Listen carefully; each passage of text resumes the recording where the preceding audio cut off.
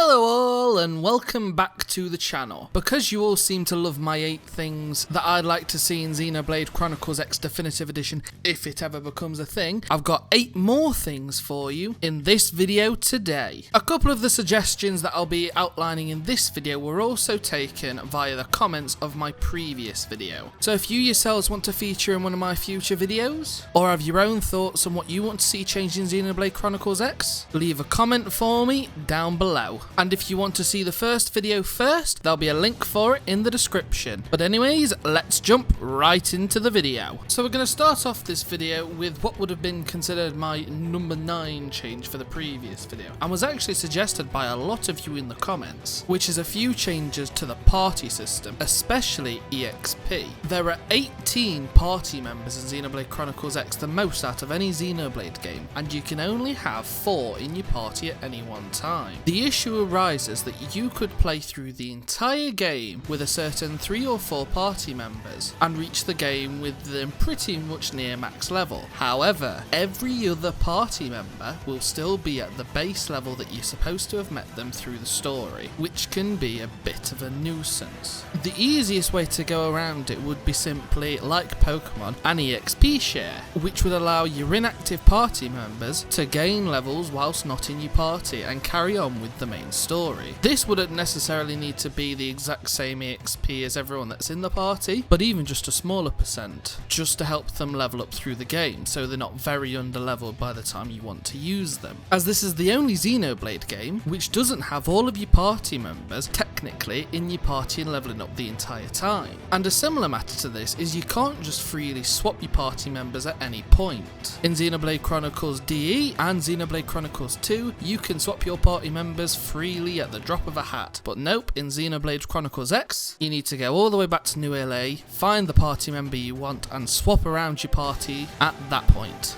As one of my subscribers mentioned in the previous video, all of the characters in canon have mobile phones, and so you should just, in theory, be able to call any one of them up and change your party freely at any point in the game, which, considering each party member is different classes, would allow you to pick the right party members for each individual battle or situation that you're going to get yourself in, without backtracking through the majority of the game world. And therefore, this should just take out some of the frustration of your party members or your other party members being underleveled when you come to them. But moving on to point number 2 is something that's a core staple of any Xenoblade game, and that's the music. Personally, I think Xenoblade Chronicles X has an excellent soundtrack, and it features some of my favourite gaming songs of all time, which you can probably tell because I use them a lot in my videos. But anyway, I'd still like to see them remastered. This will probably happen anyway without any form of video coming from it, considering the exact same happened to Xenoblade Chronicles Definitive Edition and it's such a core staple of the series, but it's something that I wanted to mention anyway. The only thing that I would change in terms of music is the ability to alter how loud it is. There have been quite a few complaints over the years at the volume that Xenoblade Chronicles X's music is set at, usually too loud for the majority of cutscenes, so a little slider wouldn't go amiss. Secondly is the flight music. It's a nice song to listen to for the first couple of times, but gets rather repetitive pretty quickly, which is where there's a great suggestion for it to become a radio inside of your Skell. Personally, how I'd like to see this work is just in your Skell menu there'd be an option for radio where you can pick and select what songs you want to listen to and have them either shuffle through randomly or go through on a preset order, which would allow all the players to pick their favourite songs through the game and be able to listen to them whenever they feel like, instead of listening to the same repetitive song for hours and hours on end. But overall, the music's still great. If you haven't heard a majority of the songs, give them a listen. They're amazing. But anyway, let's move on to point number 3. I don't know how many of you are going to feel the same as me, but when I first finished Xenoblade Chronicles X, I got a feeling, which I've only had in a couple of games, which is I thought that I'd only bought half of a game, which is mainly down to the structure of how Xenoblade Chronicles X presents its story. It starts off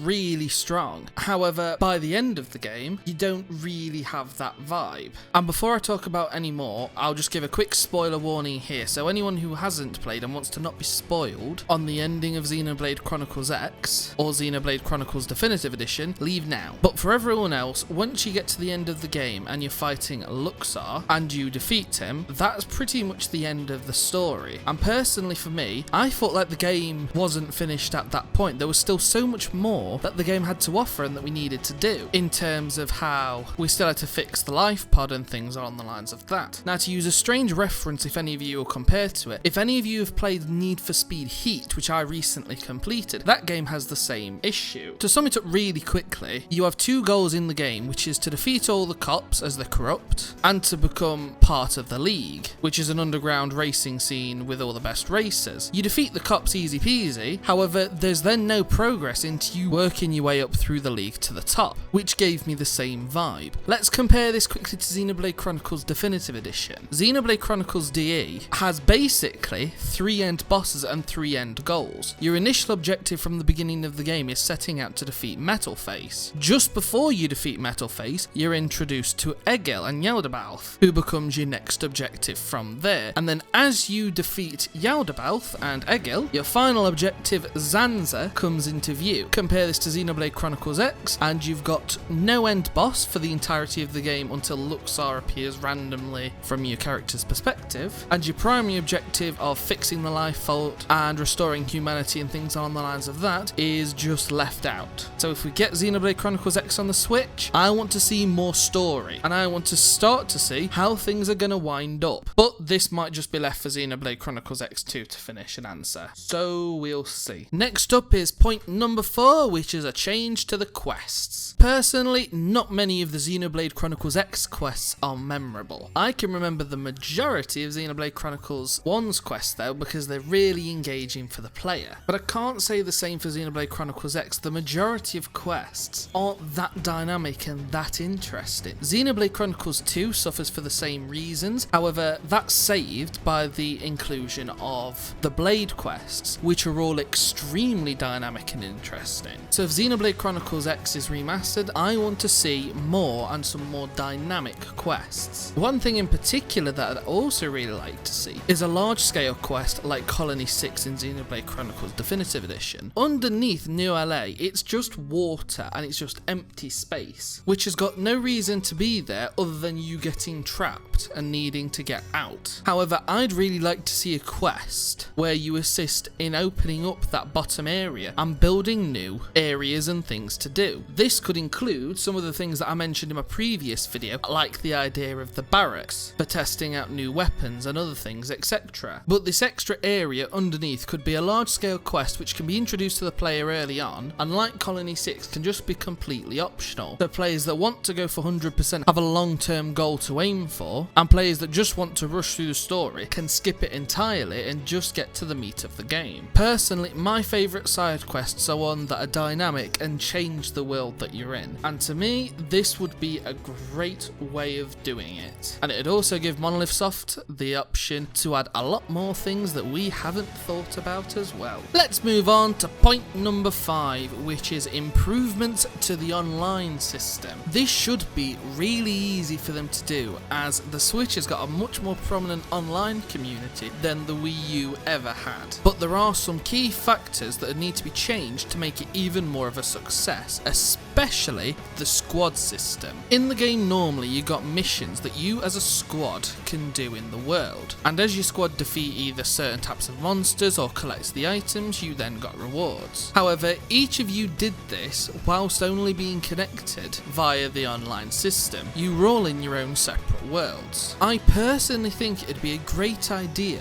that anyone who's in your squad can interact with each other in the open world. This could then make great use of some of the actions and text boxes that you can set up in the game to be able to communicate to the other players and be able to just do things like show off your Skell designs and weapons and other things, etc. And it'd make the world feel even more alive just seeing other players flying across your world in their Skells. Of course, they wouldn't be able to interact with your world because to them you're in their world, but it'd just be another level of immersion. Alternatively, I'd also kind of like to see co-op. However, I'm not sure this will particularly work, so bear with me. This would consist of one player joining another's actual world. Now, due to leveling and things like that, this might not work, as in theory, a player who's just started to play the game could have their max level player with their max level Skell that can fly, go around the world and basically do everything for them, which wouldn't be particularly fun or interesting for the player that's supposed to be doing it themselves, as they won't be the one exploring the open world. And thus, this would mean that they'd only realistically be able to participate in battles and fights around the world. But again, the leveling system could get in the way. It could only realistically work if the players were all set to the owner's level, so that only their gear and stats are the things that are over-leveled compared to their friends. But still, I'd like to see improvements to the online system. Leave some suggestions in the comments of what you think should be improved with the online system. Time for point number 6, and it's only a small thing, and I talked about augments in the previous video, but I'd like to see the ability to be able to re-roll and upgrade existing augments and stats of a weapon. This idea is primarily inspired from mobile gacha games, which at the moment the one I'm playing is 7 Deadly Sins Grand Cross, where you're able to upgrade and re-roll and change existing stats on weapons. So to be able to change a prime weapon to the stage up, which I believe is legendary, and legendary to the stage up, which is intergalactic, and to be able to re-roll the existing augments that are already on those weapons to change into something that you might actually want to use, and then to be able to proceed to upgrade them gradually as you upgrade your weapon at the same time. I think this personally would just allow people to use weapons that they really like and to continue to really like and just upgrade them over time, rather than having to swap out weapons the entire time whenever something occurs, such as getting new weapons. But out of all the suggestions on this list, this is the weakest one, so if this isn't included into the game, I'm not going to be too upset about it. For numero 7,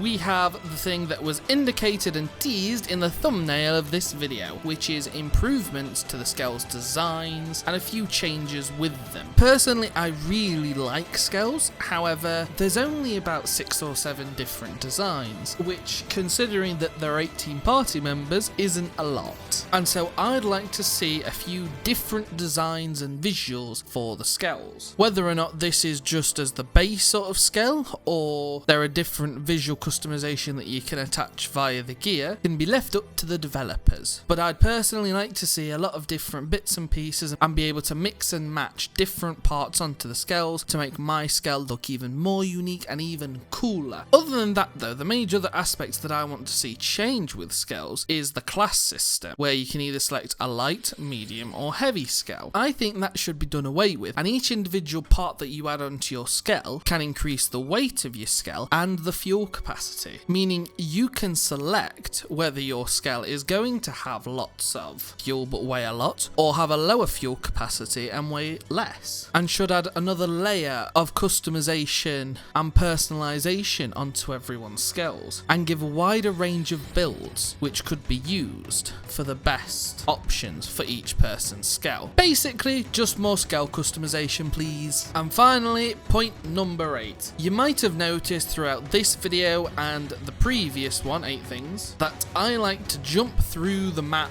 a lot.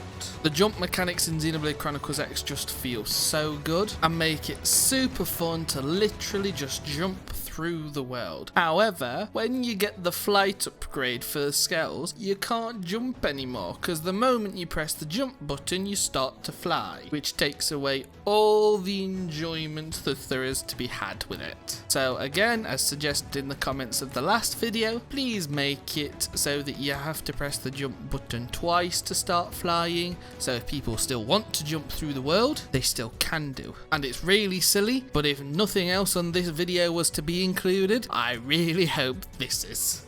Anyways, thank you all so much for watching. If you've enjoyed this video, make sure to check out my other 8 things that I want to see changed in Xenoblade Chronicles X if you haven't already, and if you also haven't, make sure to hit that red subscription button and the notification bell at the side of it so you never miss out on any of my future content. Finally, thanks to everyone who left comments in the previous video and that are featured in this one. Till next time guys, peace!